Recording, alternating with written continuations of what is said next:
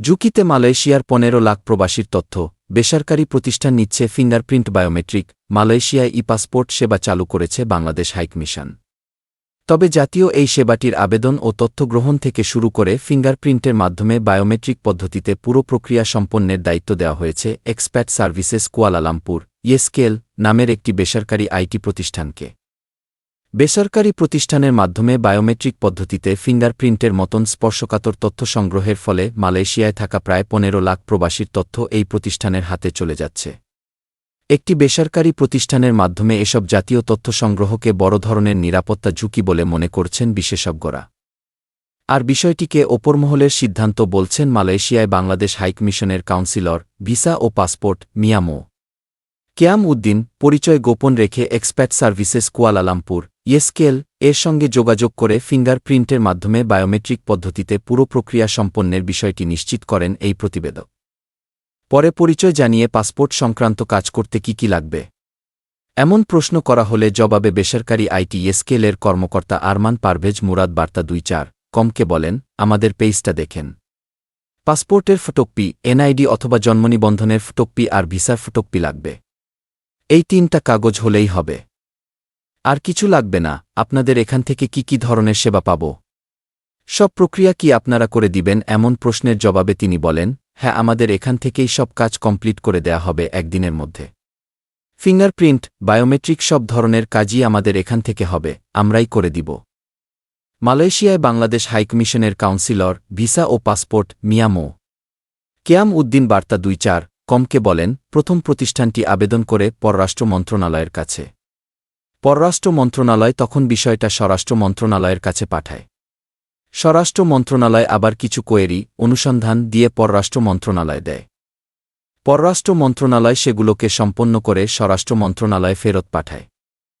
এভাবেই ২-৩ দফা নথি চালাচালির পর স্বরাষ্ট্র মন্ত্রণালয়ের সুরক্ষা সেবা বিভাগ থেকে একটা নো অবজেকশন সার্টিফিকেট দেয় এবং প্রতিষ্ঠানটির সঙ্গে চুক্তি করার নির্দেশনা আসে। কাউন্সিলর বলেন, এর মানেই হচ্ছে সরকারের যথাযথ অনুমোদন নিয়েই প্রতিষ্ঠানটি কাজ করছে, কিন্তু প্রতিষ্ঠানটি কি ফিঙ্গারপ্রিন্ট নেওয়ার মতো কাজ করার জন্য অনুমোদনপ্রাপ্ত? এমন প্রশ্নে কাউন্সিলর জানান, ডেপুটি হাই কমিশনার নিজেই তা নির্ধারণ করে দিয়েছেন। উনারা যেভাবে বলবে আমরা সেভাবে কাজ করব। উনারা যেভাবে সিদ্ধান্ত নিয়েছেন একজন ওয়ার্কার হিসেবে আমাদের সেভাবেই কাজ করতে হবে, বলেন কেয়াম উদ্দিন। একটি বেসরকারি প্রতিষ্ঠানের মাধ্যমে একটা দেশের ৫ লাখ মানুষের তথ্য ভাণ্ডার কতটা নিরাপদ? এমন প্রশ্নের জবাবে তিনি বলেন, I am very much little two comment about it. কারণ এটার কমেন্ট করার জন্য যে যোগ্যতা সেটা আমার নাই। তিনি আরও বলেন, আপনি যেটা জানতে চেয়েছেন সেটা পলিসি লেভেলের বিষয়। মানুষগুলোর স্পর্শকাতর তথ্য এমন প্রতিষ্ঠানের কাছে গেলে কি ক্ষতি হতে পারে সে সিদ্ধান্ত ওপর থেকেই নেয়ার কথা। তারা যদি সেটা না দেখেও আমাদের যদি কিছু করতে বলে তাহলে আমরা তো সে কাজ করতে বাধ্য। আমরা তো চাকরি করি। হাইকমিশনার, ডেপুটি হাইকমিশনার যেভাবে আমাদের আদেশ করবেন আমাদের সেভাবেই চলতে হয়। এর বাইরে যাওয়ার আমাদের কোনো সুযোগ নেই। বিষয়টি নিয়ে কথা হয় সাইবার নিরাপত্তা বিশেষজ্ঞ ইঞ্জিনিয়ার মুশফিকুর রহমানের সঙ্গে। ফার্স্ট সিকিউরিটি ইসলামী ব্যাংক পিএলসি এর সিটিও এই বিশেষজ্ঞ বলেন, বেসরকারি প্রতিষ্ঠানের মাধ্যমে বায়োমেট্রিক তথ্য সংগ্রহ করার ফলে কিছু নির্দিষ্ট সমস্যা ও ঝুঁকি সৃষ্টি হতে পারে, যার অন্যতম হচ্ছে প্রাইভেসি লঙ্ঘন। তিনি বলেন, বায়োমেট্রিক ডেটা যেমন ফিঙ্গারপ্রিন্ট অত্যন্ত স্পর্শকাতর। এই তথ্যগুলো যদি বেসরকারি প্রতিষ্ঠানের হাতে চলে যায় তবে প্রাইভেসি লঙ্ঘনের সম্ভাবনা থাকে।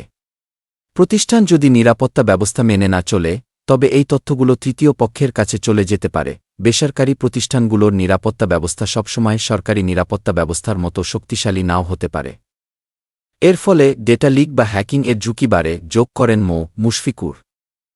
অ্যাবিউজ অব পাওয়ার এর প্রসঙ্গ উল্লেখ করে এই বিশেষজ্ঞ আরও বলেন, প্রতিষ্ঠানটি তার ক্ষমতার অপব্যবহার করতে পারে। প্রবাসীদের তথ্যগুলো অন্য কোনো কাজে ব্যবহারের সম্ভাবনা থাকে যা তাদের অধিকার লঙ্ঘন করতে পারে। তথ্যের অপব্যবহার ও অপরাধমূলক কাজ সংগঠিত হতে পারে বলেও জানান এই সাইবার নিরাপত্তা বিশেষজ্ঞ।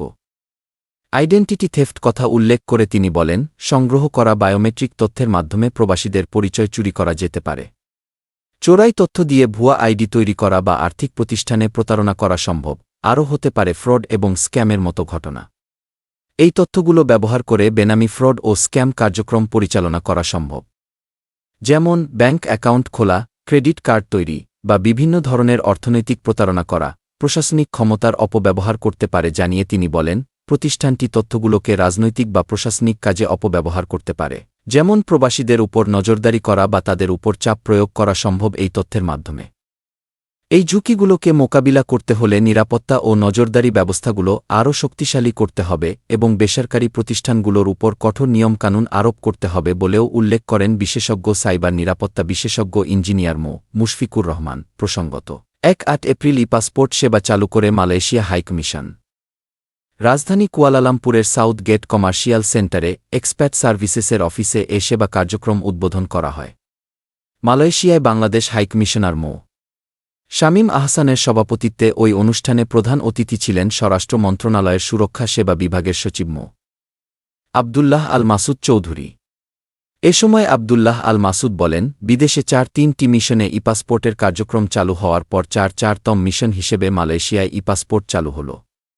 আরও ৩-৬টি মিশনে ই-পাসপোর্ট কার্যক্রম চালু প্রক্রিয়াধীন রয়েছে। সে সময় মালয়েশিয়ায় হাইকমিশনার শামীম আহসান বলেন, মালয়েশিয়ায় প্রায় ১.৫ লাখ প্রবাসী বাংলাদেশি বসবাস করেন, সংখ্যার বিচারে যা সৌদি আরবের পর বিশ্বে বাংলাদেশের দ্বিতীয় বৃহত্তম কমিউনিটি। তাদের দাবি অনুধাবন করে ই-পাসপোর্ট ও স্বয়ংক্রিয় বর্ডার নিয়ন্ত্রণ প্রকল্পের মাধ্যমে এ কর্মসূচি চালু করা হয়েছে।